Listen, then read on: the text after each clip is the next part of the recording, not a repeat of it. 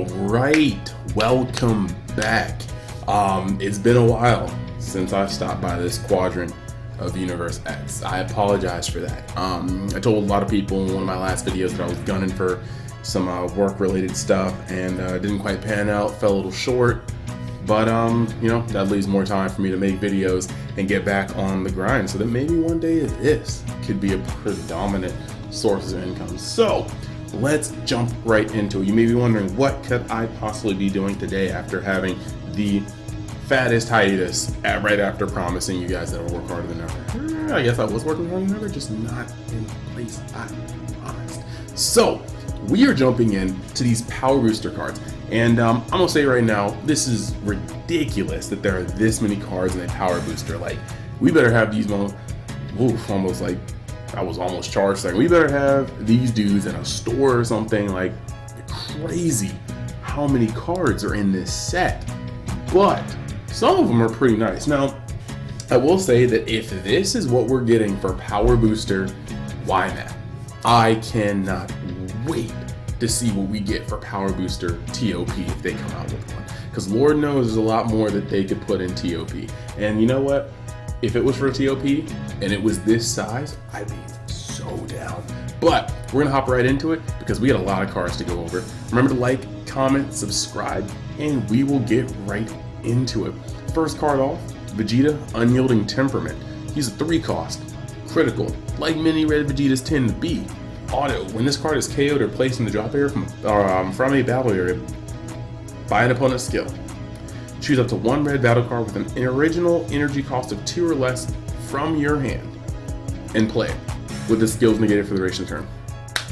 Okay, this is kind of wonderful. As long as your opponent removes it from the field or goes to drop area, as long as your opponent sends it to drop area or attacks it, you're going to be able to cheat in something for the 2 cost. And the only stipulation is that it will not have its effect during your opponent's turn. And that's like actually wonderful. So I'm actually I'm with it. I'm really with it. Short and simple. Card is good. Moving forward. And it's a 15 Vegeta. We already know what that means for Goku players. Moving forward. Babidi the Mastermind. And let me just tell you right now, I do love how flavorful these cards are, and I love how when a card directly cheats out 2 overcosted or costed cards, it's immediately in the artwork. But Babidi the Mastermind. Auto, when you play this card, if your leader card is a World Tournament, you have 4 more energy, you may choose 1 card from your hand and place it on top of your deck. If you do, choose up to 1 Supreme Showdown of Vegeta from your deck, play it, and shuffle your deck. When this card is played or placed in the drop area from a battle area by a skill, choose all of your red World Tournament cards, and the cards cannot be KO'd for the duration of the turn. So this is pretty neat, really flavorful, feels like it's old Babidi card. You have to have a certain amount of energy, doesn't all have to be red, thank God, and you cheat out of Vegeta. And if you guys played Showdown, Supreme Showdown back in 05, you play the Vegeta and you just have to have the Goku in hand, and you can play it in hand. So really you have Babidi and Goku on turn 4, and you just know you're dropping energy, or dropping 3 cards on the field. And that's a neat feeling, even if this 4-drop only has 5,000 attack, which is not exactly a neat feeling. Next, this card is probably the red card that I'm most excited about. Devorah, the Insurmountable. 2-drop, 2 red, 15,000 power. And this dude offers a level of defense that you normally don't see in red, and I like that. Once per turn, activate main, choose up to 1 of your opponent's battle cards, and it can't attack or be placed in your opponent's combo area until the end of your opponent's turn. I love it. You just play this card, you point, and that card can't swing or be comboed off the field. You basically just let your opponent look at it. You can't touch it. Yeah, it doesn't ignore barrier, but with an effect like this, I think that's strong enough already, especially for just 2 energy. So I'm with it. This card has my stamp of approval already. Next, I am number 1. It ain't, but whatever, though.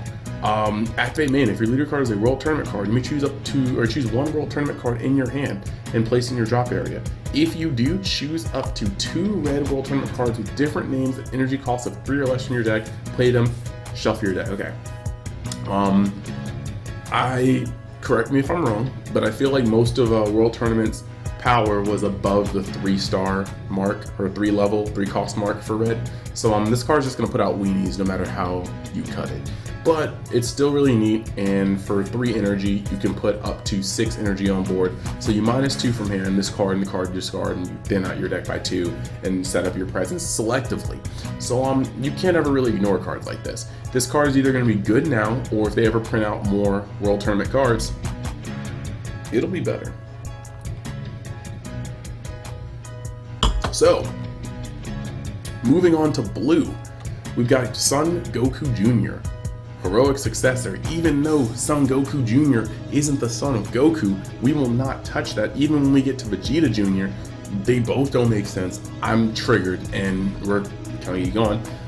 It is a 4 cost, 2 blue, 2 colorless, double strike auto. When you play this card, if your leader card is a World Tournament card, look up to add up to 1 card from the bottom of your deck, choose up to 1 Vegeta Jr. Heroic Successor from it, play it, then shuffle your deck. Once per turn, choose 1 Vegeta Jr. Heroic Successor in your in rest mode in your battle area, switch it to active mode, and at the end of the turn, choose up to 1 of your energy, switch to active mode. Okay. So you can tell this guy's double strike. This guy searches the bottom card of your deck, so you already know somebody's stacking himself there, and he untaps that card and untaps 1 energy. So what's the payoff? Here we go. Vegeta Jr. Heroic Successor. 4-drop, 2 blue, 2 colorless, critical. Activate main. If your leader card is World Tournament, place this card from your hand at the bottom of your deck, then draw 1 card. Once per turn, when this card is switched to active mode by Son Goku Jr. Heroic Successor skill, choose up to 1 Son Goku Jr. Heroic Successor in rest mode in your battle area, switch to active mode. So you already know the deal, okay? You have this guy in your hand, you put him on the bottom of your deck, you draw a card. You play Goku Jr., you slang with him, you activate his effect, whoop whoop, bang, put the Vegeta down on the field, swing with him, whoop whoop, activate Goku's effect, untap this dude, like, and then Vegeta will untap this guy. So really, you are going kind of hard. You're swinging with a double strike, playing a critical, swinging with a critical, and you don't actually even have to do it in that order. I mean, effectively, you could probably just swing with the critical first, then swing with the double strike, then activate the effect to get the critical back up. Or there's so many ways. You can swing with a critical twice, swing with a double strike, and tap a double strike. Critical, critical, double. It's just, it's actually a lot of power on the play. That much can't be ignored, regardless.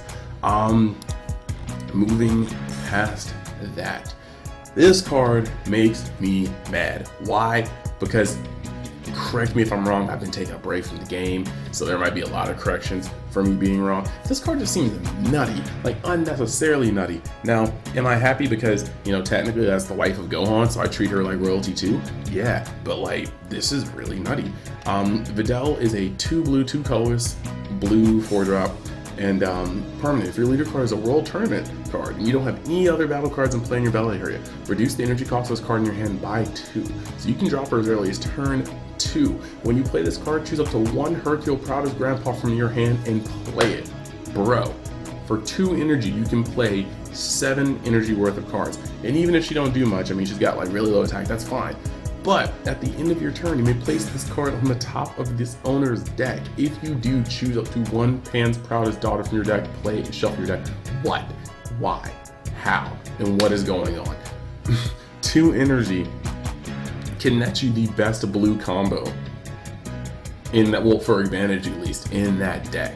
And even for offense, like, you don't shuffle anything like Goku, but Jesus, like, that's a lot for 2 energy. That's a show starter right there. Like, that immediately puts blue WMAT back into people's good graces. Then we have Denday, the astute savior, okay? Now, he's a 1-drop. Auto, when you play this card, choose up to 1 World Tournament card with an energy cost of 5 or less from your deck, send it to your warp, shuffle your deck, and at the start of your next turn, add that card from your warp to your hand. Ballin'.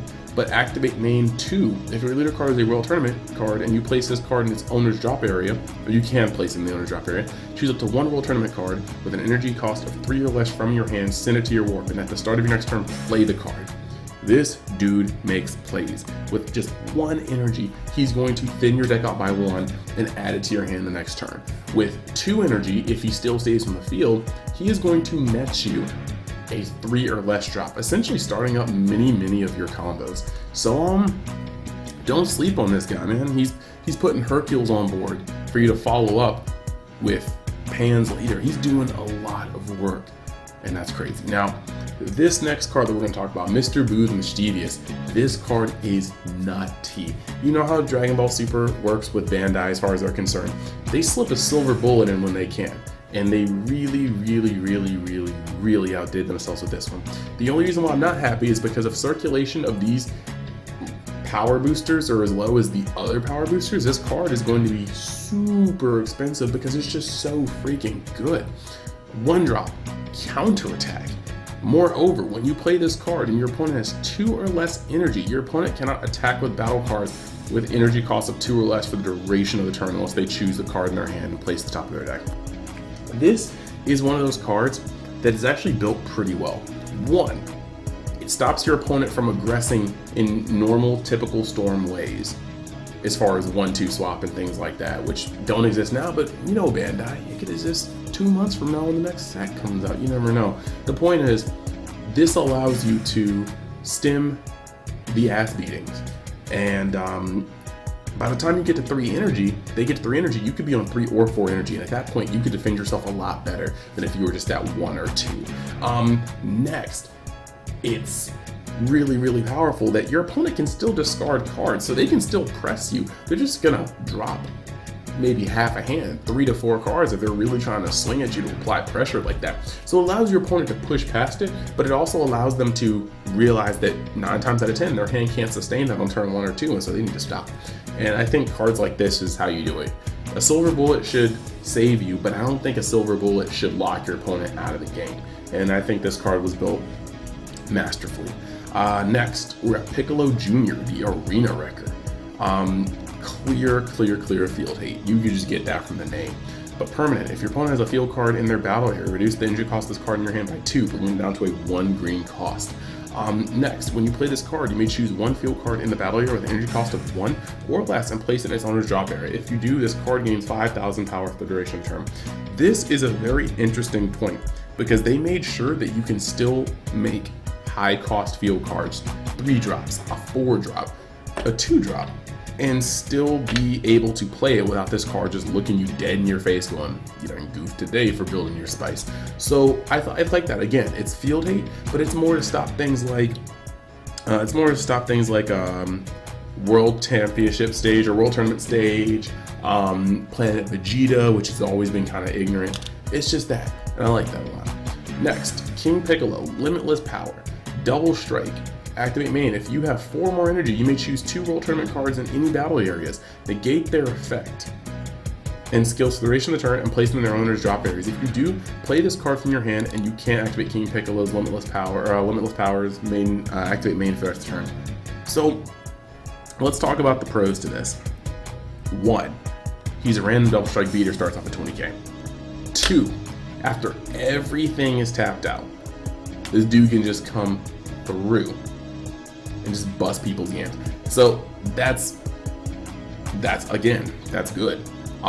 3, this card is more dangerous, it seems, in the World Tournament mirror match due to the fact that he can take from any battle area and turn the cards to their owner's grade. So if you guys both got a little World Tournament, congratulations. Piccolo's coming in on game 2 and 3 because Piccolo is going to get up in them cheeks when you least expect it. Or you can just expect it all the game, but you can't stop it. Either way, like Thanos, this Piccolo is inevitable. Now, we're going on to the next card, Commie, Ethereal Technique. Now, I looked at this card, and before I even read the effect, I saw 4 green energy, and I was instantly pissed. But whatever, we're just gonna go through. It's just asinine. Nobody's getting up to 4 green energy. What is going on here? I guess maybe like Android World Tournament. I'm mad. I'm mad right now. I'm wasting time. 1 drop. Activate main 4. If your leader card is a World Tournament card and you have 5 or more energy, choose 1 card in your life and place it in your drop area. Then choose up to 1 Destined Conclusion hero from your deck. Place it on the top of this card and shuffle your deck. If you played a card, choose up to 1 Destined Conclusion Piccolo Junior from your hand and play it. So once again, you be putting out creatures, it be doing good things, and I mean that's cool and all, but it ain't cool enough and all, and therein lies some of this problem. Now this card is actually fire and looks like it'd be a Savage foil. Hero's Mokuba, counter battle card attack 1, energy, negate the attack, and if there is a green god in play in your battle area, place this card on top of the attacking card. At the end of your next turn, place this card and only this card into the owner's drop area. So it's a Mokuba on a counter, and its stipulation is green god, but we gonna make it work. Like, there's green Goku Blacks, there's green Zamasus. You could have a green, blue Goku Black or Zamasu deck and run this dude, and it had the most successful counter ever. Like, it don't even target dog, like just eat and then whoop whoop. And I can't. This card is value. And it'll only get better as our card pool expands. So next, we're going to hit up on this Son Goku Savage Great Ape. I like the name, and you can clearly see who is cheating on the back, but activate main yellow. If there are a total of 2 or more World Tournament cards in play in all battle areas, play this card from your hand. You cannot summon it again for the duration of the turn. Now, when this card is removed from the battle area by a skill, if you have 4 or more energy, you may choose 2 cards from your hand and place them into your drop area. Then choose 2 of your yellow energy choose 1 of your yellow energy and switch it to rest mode. If you did both, you bring back the Goku and Jackie Chun kicking each other in the face from the original World Tournament. And so you just really go plus. But it says, note, killed by effect, which means you can do it and your opponent can do it. So, and they're not doing this, so you might wonder how are you going to do it. We're going to do that later. Chiossu the Loyal. Once again, look at his background. You already know what he's about to do. I don't even need to go over the effect. I might just skip it, but I won't, because that's not what this video is about. Activate main, 2 yellow. If your leader card is a World Tournament card, you have 4 more energy, place this card on the top of the owner's deck, so you have to draw this deadbeat again. But then you get to choose the Unending Moves Tien Shinhan from your deck, play it, shuffle your deck. Then if you played a card, choose up to 1 Yamcha from your hand and you drop it. Unyielding Moves Yamcha, just for you nitpickers. So once again, you be cheating people out. Now, this next card. Bandai needs to learn their damn lesson. Why? Why would you ban Bardock knowing you're about to print another 1-drop yellow card that takes life? Like, I don't get it. I don't understand. And it's not even restricted. Like, I be looking at this card and I get more mad every time. When you play this card, choose 1 card in your life and add it to your hand. How is every other card gonna have a World Tournament specified? I need a drink. How is every other World Tournament card going to have a World Tournament specification, and then you just suspiciously drop a 1-drop yellow card that takes life, that isn't restricted at all? Bandai needs to stop playing games with their fan base. Activate main, choose 1 card in your life, add it to your hand. Choose 1 Moon Destroying Kamehameha from your deck, add it to your hand, shuffle your deck, then negate this skill for the duration of the game. Okay, so you already played this dude and took a life. What's next? You're gonna play your second energy. Play this dude. Again, his activate main, and you're gonna plus 2 off of it. You're gonna get a card from life and take this Kamehameha from hand if you run the Kamehameha. We're done here. Why? Utaito, the skill of a sage. This dude's pretty cool too. Counterplay, play this card. When you play this card, if it's your opponent's turn, you may place this card in its owner's drop area. If you do, choose up to 1 of your opponent's battle cards with energy cost greater than their energy. Ignoring barrier, switch it to rest mode, and that battle card cannot be switched to active mode until the start of the turn. So, be real, this is a cool card. I really like that. It's a Roshi counterplay, but in many cases it's better. I mean, you play it and you negate an attack, and you just point at their like largest beater, and I mean, I think in yellow decks, it might be a side of 3. Like, if you know you're playing a cheated out deck, you're playing Broly, you just put this dude in, and he starts really messing up your opponent's plays. So I like this. Low key, this card may just look like a lot of decks, This card does a lot of work. Next, a moon-destroying Kamehameha. And there's an extra K in there that didn't even belong there. Kamehameha. If your leader card is Jackie-chan, this card gets plus 15,000 power. It gets plus 15,000 power for the duration of the battle, and you may choose one of your battle cards in rest mode and place it in its owner's drop area if you draw a card. That's how you do it, boys. You have the ape on the field, you cheated him out already, bloop bloop. You swing on this guy, you activate this, your leader gets thicker, you destroy the ape, you tap, you draw a card, you tap another energy, you slam down these two dudes, you swing really. It's actually a whole lot of card garbage. And if you split it in between 2 turns, the investment energy is very, very cheap. So say what you will, that card's kind of powerful. Hercule, the World Tournament King. When you play this card, use a 1-drop, choose up to 1 World Tournament arena from your deck or drop area, add it to your hand, then shuffle your deck if you look through it. Simple, clean, to the point, gets the arena, that's all you need to do.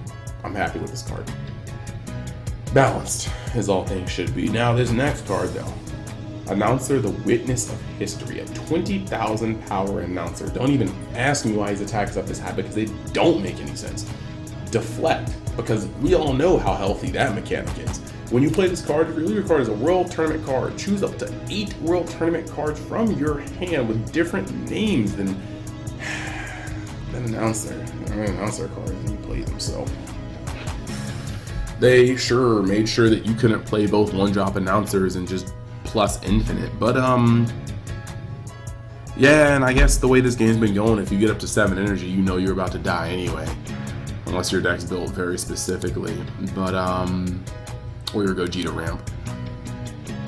But why? Like, I'm just asking why. Like, in what world did people think it was just particularly cool to make a 7-drop that could drop 8 cards at one time? You already know in an announcer deck you were building hand. If Cell doesn't come to rip them butt cheeks away from you, you're sitting on a mountain. So to say, let me stall until 7 energy and then just drop this on the board, like, this card is either going to be trash or it's going to be ignorant. There is really no in between. No. So that is my summary of the WMAT booster pack. I hope you guys enjoyed the return. I've actually got some pack openings, I think, from the expansion packs, as well as a new Destroyer Kings box openings where they might have really messed up the ratios. I'm not quite sure, but stay tuned for those. Those will be up soon. I got some more videos on the way. About to try to keep up with both my channels. By the way, if you haven't checked it out already, I moved my gaming videos to my new channel. So on my new channel, UniX Gaming, I play Epic 7. Wonderful, wonderful RPG. I'm getting back into Dokkan as well as Legends. We'll be pulling for that LR Global Broly come late Thursday night. Tune in, dog. Remember to like, comment, subscribe on this video, but subscribe on the other channel too if you like the gaming or you just want to support your boy. Either way, thank you guys for tuning in. Thank you guys for sitting through the abnormally long video. Keep playing, and I know the game's getting kind of a weird point, but as fans, if you want to see it keep going, we got to keep supporting. See you guys later. Peace.